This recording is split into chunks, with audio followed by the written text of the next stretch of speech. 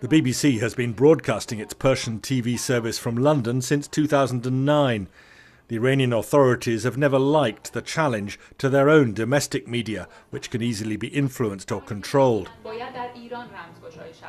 Rana Rahimpour is just one of the many staff of BBC Persian who say they and their families in Iran have been threatened or intimidated by the Iranian authorities, trying to get them to quit. In one case, a 10-year-old relative being interrogated, a 90-year-old father being interrogated.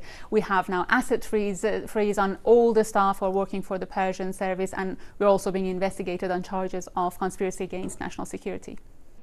In recent months, many BBC Persian staff have given evidence for the latest UN report on human rights in Iran.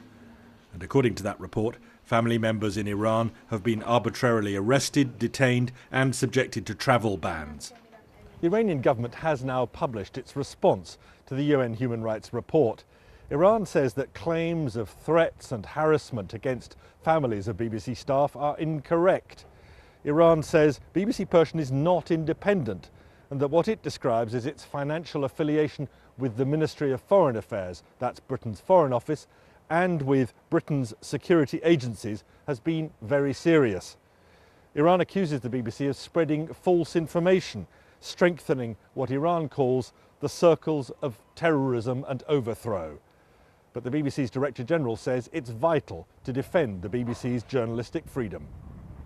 It's unprecedented for us to go to the UN on an issue like this, but frankly everything else has failed. It is not right for families, for journalists, for others involved in the BBC Persian service to be intimidated and abused in this sort of way. And actually there's a broader principle at stake here. We want the community of nations through the UN to stand up for the rights of journalists to report freely and fairly on what's going on around the world. The BBC hopes a senior correspondent of its Persian service will be allowed to address the UN meeting, and that the Human Rights Council will use its influence to change Iran's behaviour. James Robbins, BBC News, Geneva.